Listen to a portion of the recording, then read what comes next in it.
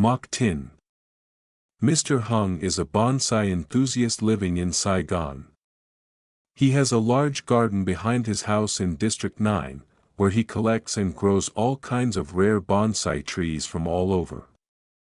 One day, through a bonsai group, he heard that ethnic people in the Gai Sip forest region bordering Cambodia were selling an ancient tree trunk, over 300 years old. They said it was a sacred tree, growing in a sacred old forest, but he just laughed, thinking it was just superstition of the mountain people. He offered a high price, hired a large truck, and drove for 2 days from Saigon to the border region to transport the tree back. The tree trunk was huge, with rough bark and roots protruding like shriveled snakes, incredibly heavy. When the crane lowered the tree into the middle of his backyard, Mr. Hung was extremely satisfied. He thought he had just acquired a rare treasure. From that day on, everything began to change. First, there was his daughter's bantam chicken. The next morning, it lay dead at the base of the tree, its eyes wide open, its mouth agape as if crying for help. No wounds, no signs of illness. Then came the 2 hunting dogs. They died during the night, foam coming from their mouths, their bodies contorted as if squeezed by something invisible. Next came the pigs, chickens, ducks. One by one they died for no apparent reason. Each time, their carcasses lay near the base of the ancient tree. Hung began to worry, but still tried to convince himself it was just a coincidence. On the 12th night after planting the tree, he had a dream. In his dream, he saw a tall man, his skin gray like tree bark, his eyes dull white with no pupils. The man stood right at the base of the tree, his hair made of broken, dry branches. "Give me back my house," the voice was hoarse, like wind blowing through decaying leaves. "This is my house, you uprooted me, you must give it back." Hung woke up with a start, drenched in cold sweat. Beside him, his wife was also gasping for breath. I dreamed a man emerged from the tree, he told me to give him back the house." From then on, the dream repeated itself every night for everyone in the house. Sometimes it was a wooden man, sometimes the figure of a woman with long hair made of tree roots, sometimes a whole group of screaming children with bodies made of cracked bark. The last cat died on the night of the full moon.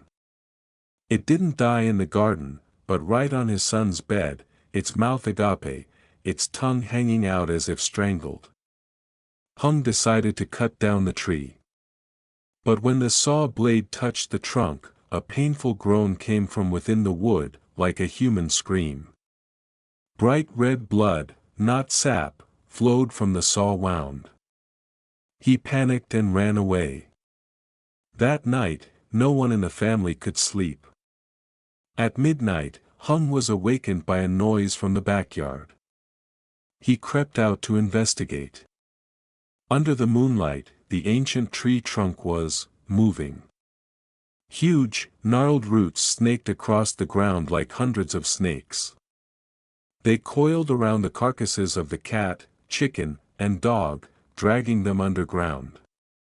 The ground cracked, revealing a dark, gaping hole. From the hole emerged the figure of a wooden man. He was tall, his body covered in cracks like the bark of a centuries-old tree. His dull, white eyes stared directly at Hung. "My house, you took it, now I'm taking it back." From that day on, Hung and his family began to fall seriously ill. The hospital performed all kinds of tests and scans, but couldn't find the cause. They only grew weaker, suffering from persistent high fevers, confined to bed, their skin pale and lifeless as if all their vitality had been drained. One morning, Hung dragged himself to the market to buy medicine. On his way back, an old man of the ethnic minority, wearing a worn-out indigo shirt, stopped him. The old man stared intently at him, his eyes deeply sunken. Your house is about to be engulfed in bloodshed, the aura of death is palpable on your face.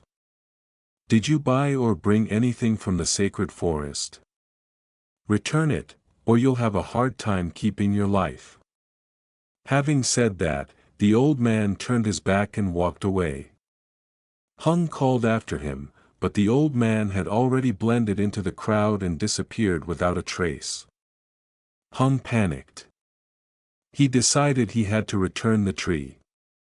Back home, Hung sat stunned in front of the ancient tree. The scars on the trunk were now more visible than ever, they looked exactly like faces with faint smiles. Hung trembled and knelt down, his hands embracing the tree trunk, tears streaming down his face. I'm sorry. I will return it, please spare my wife and children. He hired a large crane, paid a considerable sum of money to the previous owner, and together they moved the tree trunk back to its rightful place on Gai Sip mountain. When the crane lowered the tree, Hung knelt on the ground, his hands clasped together, trembling. I'm sorry. I didn't know, please spare my wife and children. The wind blew strongly through the forest, the leaves rustling like a sigh of relief. From the next day, the family's condition began to improve. His wife woke up first, then his son and daughter. They gradually recovered completely, as if they had never contracted the strange illness.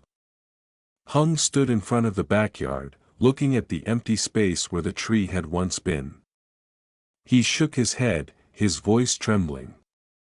From now on, I won't play with bonsai trees anymore. Since then, Hung completely abandoned the hobby of collecting and selling bonsai trees. He switched to growing organic vegetables and fruits. Whenever anyone asked, he would just smile sadly and say, "There are some things in this world that shouldn't be brought home."